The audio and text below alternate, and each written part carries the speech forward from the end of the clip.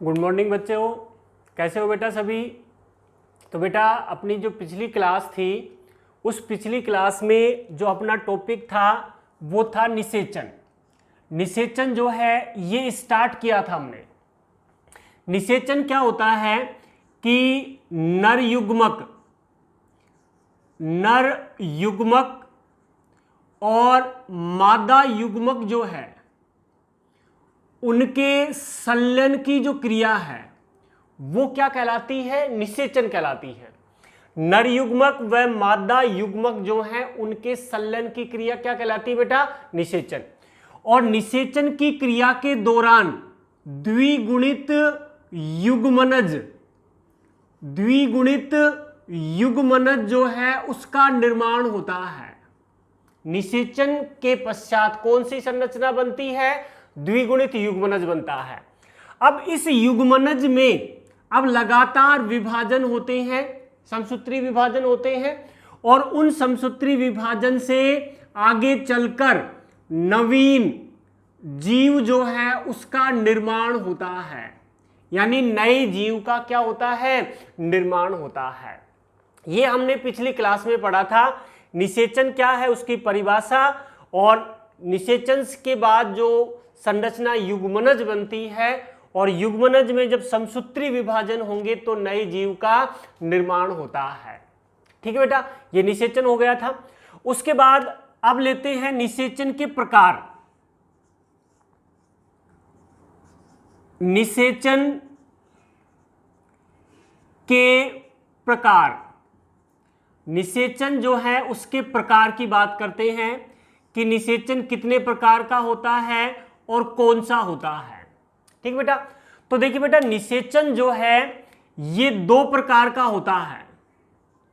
जीवों में दो प्रकार का निषेचन पाया जाता है, और समानता ये आपने पढ़ा भी होगा कहीं पर कि निषेचन कितने प्रकार का बेटा, दो प्रकार का। कौन कौन सा है, जिसमें हम पहला लेते हैं बाह्य निषेचन। बाह्य निषेचन दो प्रकार का है, बाह्य निषेचन, और दूसरा जो हम पढ़ेंगे वो है आंतरिक निषेचन। तो सबसे पहले हम बाह्य निषेचन की बात करते हैं कि बाह्य निषेचन क्या होता है। देखो बेटा नाम से ही पता लग रहा है बाह्य निषेचन। बाह्य निषेचन में क्या होता है कि जो युग्मक होते हैं, नर व मादा युग्मक जो हैं उनके संलयन की जो क्रिया है, नर व मादा युग्मकों के संलयन की जो क्रिया होती है वो मादा शरीर के बाहर, मादा जो होती है उसके शरीर के बाहर किसी जलीय माध्यम में होती है। युग्मक संलयन की जो क्रिया है वो कहां होगी, मादा शरीर के बाहर, और कहां पर, किसी जलीय माध्यम में होती है। तो अगर मादा शरीर के बाहर अगर किसी जलीय माध्यम में युग्मकों का संलयन होता है तो वो निषेचन क्या कहलाता है बेटा, बाह्य निषेचन कहलाएगा। ठीक है बेटा, बाह्य निषेचन करने वाले जीव कौन से हैं, यानी किन जीवों में बाह्य निषेचन होता है। जैसे शैवाल है, शैवालों में बाह्य निषेचन पाया जाता है। उसके अलावा पिसीज यानी मछलियां जो हैं उनमें पाया जाता है।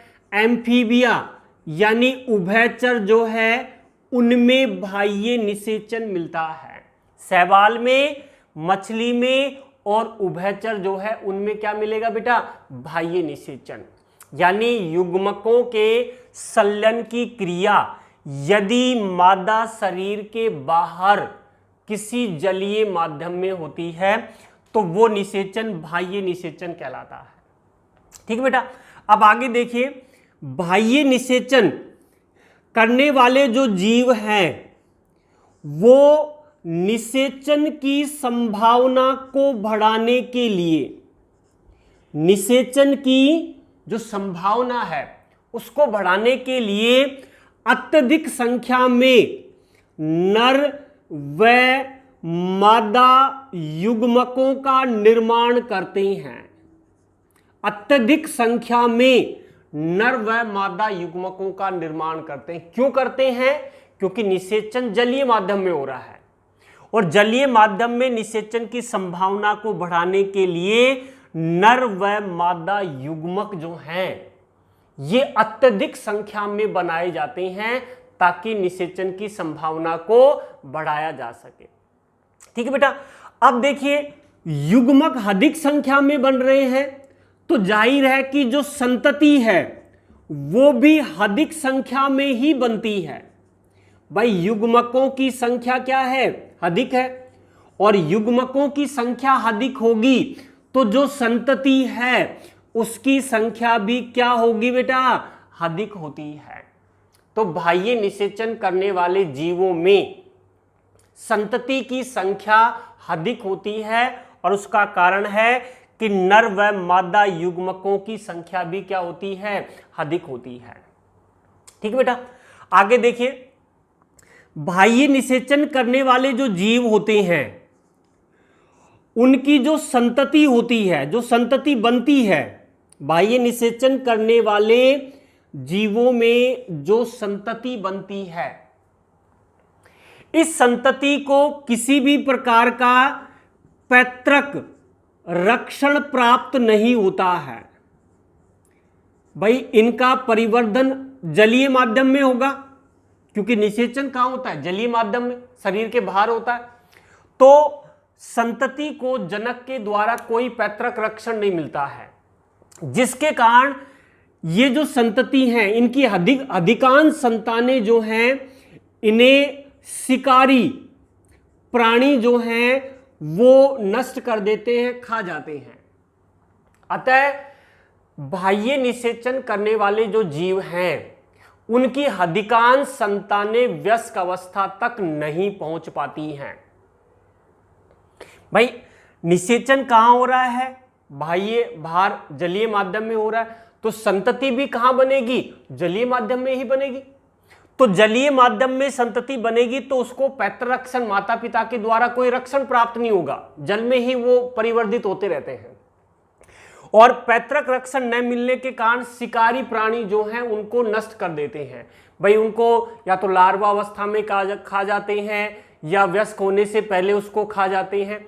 इसलिए बाह्य निषेचन करने वाले जो जीव हैं उनकी अधिकांश संतानें वयस्क अवस्था तक नहीं पहुंच पाती हैं, या मैं ये कह सकता हूं कि कुछ ही संतानें वयस्क अवस्था तक पहुंच जाती हैं। संतानों की संख्या बहुत अधिक है लेकिन पैतृक रक्षण न मिलने के कारण अधिकांश संतानें वयस्क अवस्था से पहले ही नष्ट हो जाती हैं।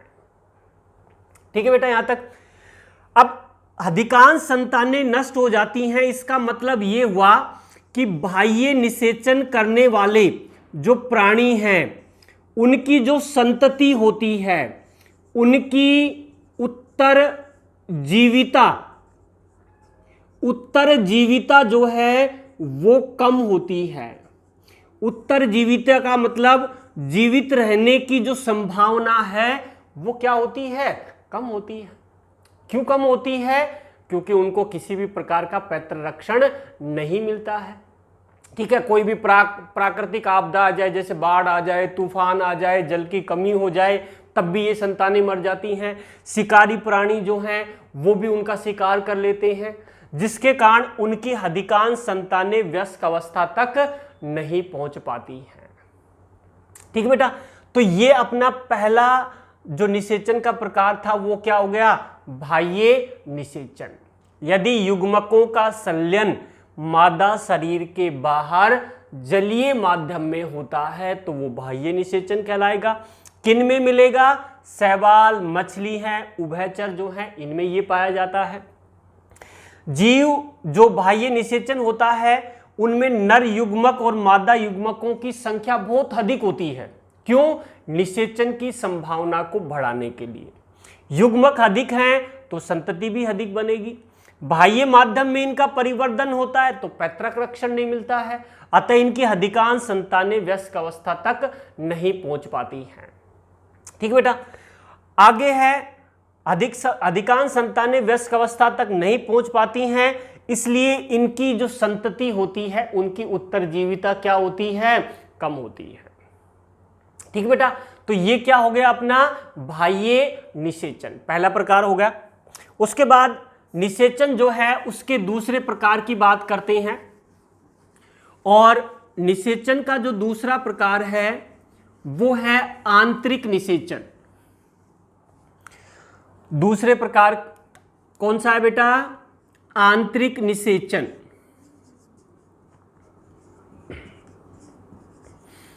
आंतरिक निषेचन, भाई आंतरिक निषेचन नाम से ही पता लग रहा है कि इसमें युग्मकों का जो संलयन है, युग्मक जो हैं उनका संलयन जो है वो कहां होगा बेटा, संलयन की जो क्रिया है वो मादा शरीर में होती है। युग्मक संलयन की क्रिया कहां होगी बेटा, मादा शरीर के अंदर होती है। भाई इसमें क्या थी, मादा शरीर के बाहर होती थी, तो बाह्य निषेचन नाम दे दिया। और इसमें क्या है कि युग्मक संलयन की क्रिया मादा शरीर के अंदर होती है, तो उसे क्या नाम दे दिया बेटा, आंतरिक निषेचन।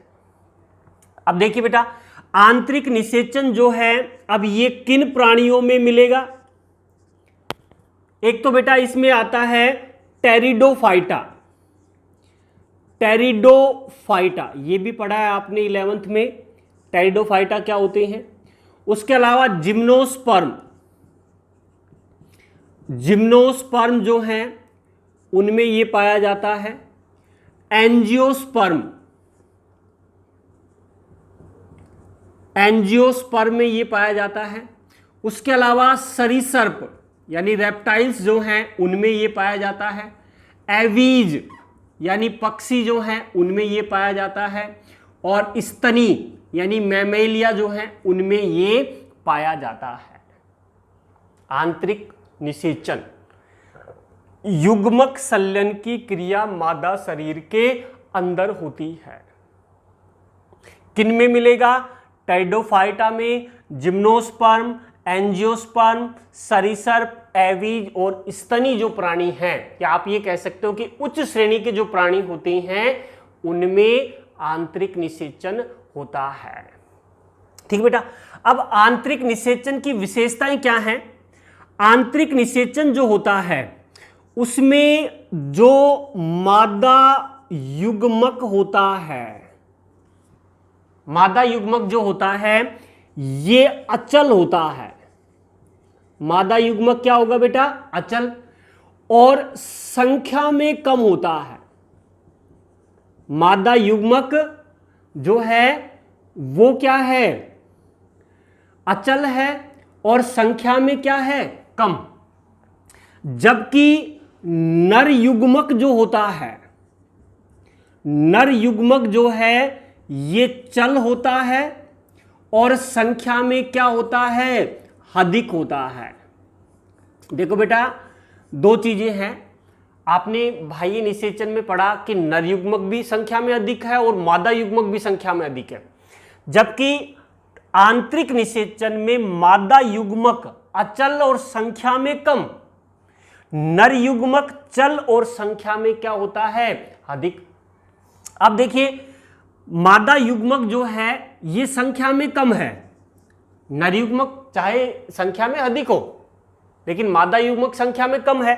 अब ये संख्या में कम है तो जो संतति बनेगी उसकी संख्या भी क्या होगी, कम होगी।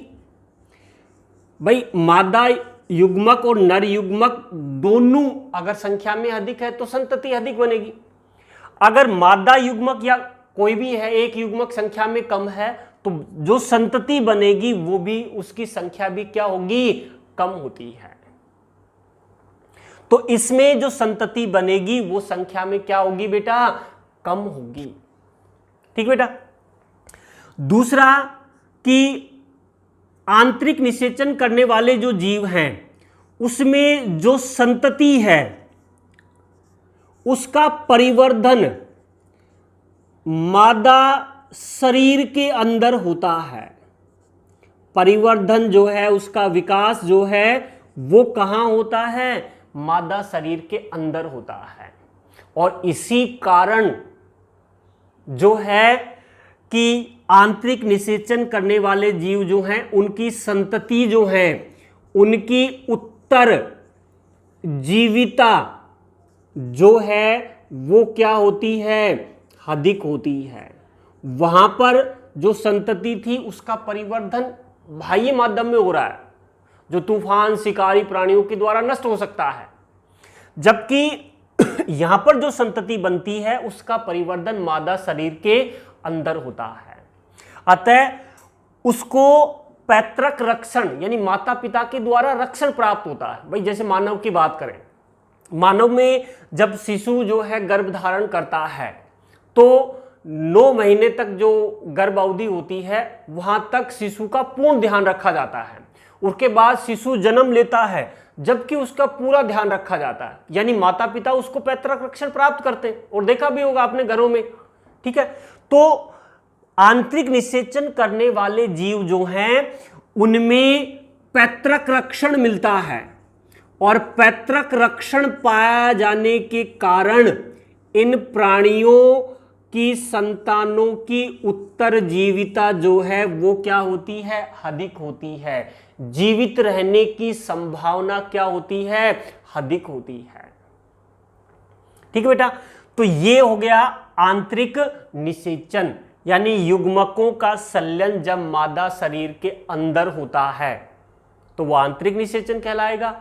उच्च श्रेणी के प्राणियों में, ये जीवों में ये पाया जाएगा। ठीक है। मादा युग्मक अचल है, संख्या में कम है। नर युग्मक चल है, संख्या में अधिक है। संतति जो है वो कम बनती है। परिवर्धन मादा शरीर के अंदर होता है, इसलिए पैतृक रक्षण प्राप्त होता है। अतः उनकी संतानों की उत्तरजीविता है वो अधिक होती है। ठीक है बेटा। तो ये 2 प्रकार का निषेचन हो गया, बाह्य निषेचन व आंतरिक निषेचन। ठीक है बेटा। अब क्वेश्चन क्या आता है बेटा इसमें? समानतया क्वेश्चन ये नहीं पूछा जाता कि भाई बाह्य निषेचन किसे कहते हैं, आंतरिक निषेचन किसे कहते हैं। पूछ भी लिया जाता है, लेकिन समानतया जो क्वेश्चन बनता है वो बनता है कि बाह्य निषेचन और आंतरिक निषेचन में अंतर। बाह्य निषेचन में और आंतरिक निषेचन जो है उसमें क्या अंतर होता है। तो हम अगला जो अपना टॉपिक है वो पढ़ेंगे बाह्य निषेचन और आंतरिक निषेचन में अंतर। तो एक तरफ हम लिखते हैं बाह्य निषेचन, ठीक है बेटा, और दूसरी तरफ हम लिखते हैं आंतरिक निषेचन। जिस तरह अंतर किया जाता है तो एक तरफ बाह्य निषेचन हो गया और दूसरी तरफ क्या हो गया?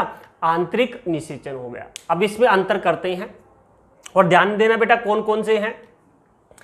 पहला अंतर देखिए, बाह्य निषेचन में युग्मकों का संलयन जो होता है, युग्मकों का जो संलयन होता है वो कहां होता है बेटा? मादा शरीर के बाहर जलीय माध्यम में होता है। युग्मकों का संलयन मादा शरीर के बाहर कहां होगा बेटा? जलीय माध्यम में होगा। ये किसका विशेषता आ गई? बाह्य निषेचन की। अब इसी तरह आंतरिक निषेचन की बात करें कि आंतरिक निषेचन में युग्मकों के संलयन की क्रिया कहां होती है? मादा शरीर में होती है। कहां होती बेटा? मादा जो होती है उसके शरीर में संलयन होता है। तो पहला अंतर हो गया। क्या इसकी परिभाषा समझ सकते हैं इसमें कि युग्मक संलयन की क्रिया मादा शरीर के बाहर जलीय माध्यम में और आंतरिक निषेचन में युग्मक संलयन की क्रिया मादा शरीर के अंदर होती है। ठीक है बेटा। दूसरा अंतर लेते हैं, बाह्य निषेचन जो है ये मिलता है निम्न श्रेणी के जो जीव हैं उनमें ये पाया जाता है। किन में मिलता है बेटा? निम्न श्रेणी के जीव। अब निम्न श्रेणी के जीव कौन कौन से हैं भाई? क्या बताया था एक बार? शैवाल। दूसरा क्या बताया था बेटा? इसमें मछली। और तीसरा इसमें क्या बताया था बेटा? उभयचर। उनमें क्या मिलता है? बाह्य निषेचन मिलता है, शैवाल में, मछली में, उभयचर में। ठीक है, उदाहरण हो गए इसके कहने का मतलब। दूसरा जो है कि आंतरिक निषेचन मिलता है उच्च श्रेणी के जो जीव हैं उनमें पाया जाता है, उच्च श्रेणी के जीव। अब उच्च श्रेणी के जीव क्या बताए थे बेटा? एक तो बताया था आपको टेरिडोफाइटा में मिलता है। उसके अलावा जिम्नोस्पर्म जो है उसमें मिलता है। एंजियोस्पर्म जो है उसमें ये पाया जाता है। सरीसर्प जो है उनमें मिलता है। एवीज उनमें मिलता है। और स्तनी जो हैं उनमें आंतरिक निषेचन मिलता है। किन किन में बेटा? टेरिडोफाइटा, जिम्नोस्पर्म, सरीसर्प, एंजियोस्पर्म, एवीज और स्तनी, इनमें क्या मिलेगा? आंतरिक निषेचन। तो दूसरा जो अपना अंतर है वो इनके उदाहरण पर हो गया, निम्न श्रेणी के जीवों में, उच्च श्रेणी के जीवों में। ठीक है बेटा, ये मिलेगा आपको निम्न श्रेणी के जीवों में और ये मिलता है आपको उच्च श्रेणी के जीवों में। ठीक है बेटा। तीसरे अंतर में क्या है कि बाह्य निषेचन करने वाले जीव में नर व मादा युग्मक जो हैं उनकी संख्या अधिक होती है। दोनों की संख्या अधिक होती है। नर युग्मक की संख्या भी अधिक है और मादा युग्मक जो है उनकी संख्या भी क्या होती है? अधिक ही होती है, दोनों की। जबकि आंतरिक जो निषेचन होता है इसमें मादा युग्मक जो है उसकी संख्या तो क्या होती है बेटा? कम। और नर युग्मक जो होता है उसकी संख्या क्या होती है? अधिक होती है। ये भी अंतर हो गया भाई। इसमें दोनों की संख्या अधिक है, इसमें मादा युग्मक की संख्या कम और नर युग्मक की संख्या अधिक है। ठीक है बेटा। अगला अंतर देखिए नंबर 4 पर। नंबर 4 क्या है कि बाह्य निषेचन में जो संतति बनती है उसकी उत्तर जीविता जो है ये कम होती है। बाह्य निषेचन करने वाले जो जीव हैं उनकी उत्तर जीविता क्या होती है बेटा? कम होती है। और इसका कारण भी आपने पढ़ लिया, क्योंकि उनको पैतृक रक्षण नहीं मिलता है। ठीक है बेटा।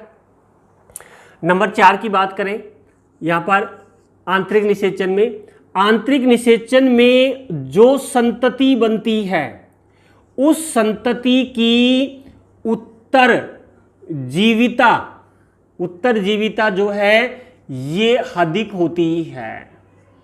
क्यों अधिक होती है? क्योंकि इनकी संतानों को क्या मिलता है बेटा? पैतृक रक्षण पाया जाता है इनमें। इसी कारण इनकी संतानों की जो उत्तर जीविता है वो क्या होती है? अधिक होती है। ठीक है बेटा। नंबर 5 क्या है कि जो बाह्य निषेचन होता है इसमें नर युग्मक और मादा युग्मक जो हैं ये दोनों जो हैं इनको जलीय माध्यम में छोड़ा जाता है। इन दोनों को जलीय माध्यम जो है उसमें छोड़ा जाता है। दोनों को, नर युग्मक को भी छोड़ा जाता है और मादा युग्मक, दोनों को जलीय माध्यम में छोड़ा जाता है, जिससे वो दोनों एक दूसरे के निकट आते हैं और फिर निषेचन होता है। जबकि आंतरिक निषेचन करने वाले जो जीव होते हैं, आंतरिक निषेचन करने वाले जो जीव होते हैं उसमें मादा युग्मक जो है ये अचल होता है, अतः नर युग्मक जो है उसको ही माध्यम में छोड़ा जाता है। मादा युग्मक तो क्या है, अचल है, तो नर युग्मक जो है उसको ही माध्यम में छोड़ा जाता है। ठीक है बेटा, तो ये 5 अंतर हो गए बाह्य निषेचन में और आंतरिक निषेचन में। क्या क्या अंतर है बेटा? युग्मक संलयन की क्रिया मादा शरीर से बाहर जलीय माध्यम में, युग्मक संलयन की क्रिया मादा शरीर के अंदर होती है, निम्न श्रेणी के जीवों में मिलता है, उच्च श्रेणी के जीवों में मिलता है। ठीक है बेटा, नर व मादा युग्मक जो हैं उनकी जो संख्या है वो क्या होती है, अधिक होती है। अब संख्या अधिक होगी तो संतति भी अधिक होती है। तो छठा अंतर अगर आप लिखना चाहो तो लिख सकते हो कि इनकी जो संतति है, संतति जो है उसकी संख्या क्या होती है, अधिक होती है। क्यों? क्योंकि नर युग्मक और मादा युग्मकों की संख्या अधिक है तो संतति की संख्या भी अधिक होगी। और यहां पर केवल नर युग्मक की संख्या अधिक है तो यहां जो संतति बनती है आंतरिक निषेचन में उसकी संख्या क्या होती है, कम होती है। तो ये भी कर सकते हैं आप। तो नर व मादा युग्मकों की संख्या अधिक, इसमें मादा युग्मकों की संख्या कम और नर युग्मक की संख्या अधिक। उत्तरजीविता बाह्य निषेचन में कम मिलेगी संतान की, और आंतरिक निषेचन में जो संतति है, संतान है, उसकी उत्तरजीविता अधिक मिलती है पैतृक रक्षण के कारण। ठीक है बेटा, अगला देखिए, नर व मादा युग्मक दोनों जलीय माध्यम में छोड़े जाते हैं। क्योंकि निषेचन बाहर होगा तो बाहर का मतलब यह है कि नर युग्मक को भी जलीय माध्यम में छोड़ा जाएगा, मादा युग्मक को भी जलीय माध्यम में छोड़ा जाएगा। जबकि आंतरिक निषेचन में मादा युग्मक अचल है, अतः नर युग्मक को ही माध्यम में छोड़ा जाएगा। ठीक बेटा, और छठा अंतर जो हमने किया था कि संतति की संख्या यहां पर अधिक बनती है बाह्य निषेचन में, और यहां पर संतति की संख्या क्या बनती है, कम बनती है। ठीक है बेटा, तो ये हो गया बाह्य निषेचन और आंतरिक निषेचन। यानी निषेचन का मतलब ये हुआ कि जो जीव बनता है वो दोनों युग्मकों के संलयन से बनता है। निषेचन का मतलब क्या था भाई, नर व मादा युग्मकों के संलयन की क्रिया, और संलयन से क्या बनता है, युग्मनज, और युग्मनज आगे चलकर नए जीव का क्या करता है, निर्माण करता है। करता है नहीं करता? तो युग्मकों का जब संलयन होगा तभी नए जीव का क्या होता है, निर्माण होता है। ये बात बेटा मैं इसलिए आपको बता रहा हूं क्योंकि अगला जो अपना एक छोटा सा टॉपिक है वो थोड़ा सा अलग है इससे, और वो है अनिषेक जनन। अनिषेक जनन ये बेटा आपने पढ़ा है शायद, ध्यान देना एक बार, पार्थेनोजेनेसिस या अनिषेक जनन। देख बेटा, अभी मैंने आपको बताया था कि नया जीव का निर्माण नर व मादा युग्मकों के संयोजन यानी निषेचन से ही होता है। लेकिन अनिषेक जनन, जनन की एक ऐसी विधि है ये जिसमें मादा युग्मक बिना निषेचन के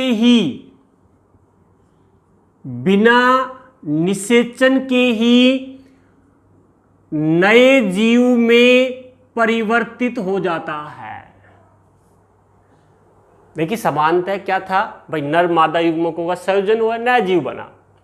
लेकिन अनिषेक जनन में क्या होता है कि मादा युग्मक, नर युग्मक नहीं, मादा युग्मक बिना निषेचन के नए जीव का निर्माण कर लेता है। तो वो क्रिया क्या कहलाती है, अनिषेक जनन। बेटा कई जगह कंफ्यूजन होता है, एक चीज और आती है अनिषेक फलन, वो अलग है, और ये है अनिषेक जनन। अनिषेक फलन का मतलब होता है बिना निषेचन के अंडाशय का फल में बदलना, और यहां पर अनिषेक जनन में क्या है, बिना निषेचन के मादा युग्मक का नए जीव में रूपांतरण क्या कहलाएगा? अनिषेक जनन कहलाता है कि मादा युग्मक बिना निषेचन के नए जीव का निर्माण करता है। और ये किन जीवों में मिलता है? एक तो बेटा देखिए ध्यान दो, एक तो जो छिपकली होती है, छिपकली जो है उसमें ये पाया जाता है। उसके अलावा रोटीफर्स जो है उसमें ये पाया जाता है, रोटीफर्स में ये भी पाया जाता है। टर्की पक्षी जो है उसमें भी मादा युग्मक बिना निषेचन के नए जीव में बदल जाता है, टर्की पक्षी। और उसके अलावा मधुमक्खी जो है उसमें भी अनिषेक जनन होता है। किन में मिलेगा बेटा? छिपकली, रोटीफर्स, टर्की पक्षी और मधुमक्खी। ये ऐसे जीव हैं जिनमें मादा युग्मक बिना निषेचन के नए जीव में बदल जाता है। और वो क्रिया क्या कहलाती है बेटा? अनिषेक जनन। या मैं ये कहूं कि इन जीवों में नए जीव के बनने के लिए निषेचन की आवश्यकता नहीं होती है। ठीक, तो बेटा अपना निषेचन जो है ये पूरा हो चुका है। ठीक है बेटा, याद करो हम कहां से शुरू किए थे? हमने लैंगिक जनन की घटनाएं, और लैंगिक जनन की घटनाओं को हमने 3 भागों में बांटा था, जिसमें पहली घटना हमने ली थी कौन सी बेटा? निषेचन पूर्व घटना, जिसमें 2 चीजें थी, युग्मक जनन और युग्मक स्थानांतरण। ये पढ़ लिया हमने। दूसरी जो घटना थी भाई वो आती है, निषेचन पूर्व पूरी हो गई। अब दूसरी घटना कौन सी थी? निषेचन। और तीसरी घटना कौन सी पढ़ेंगे? निषेचन पश्च घटनाएं। तो लैंगिक जनन की 3 घटनाएं होगी, निषेचन पूर्व घटनाएं, निषेचन और निषेचन पश्च घटनाएं। ठीक है बेटा, तो आज के लिए इतना ही। Thank you.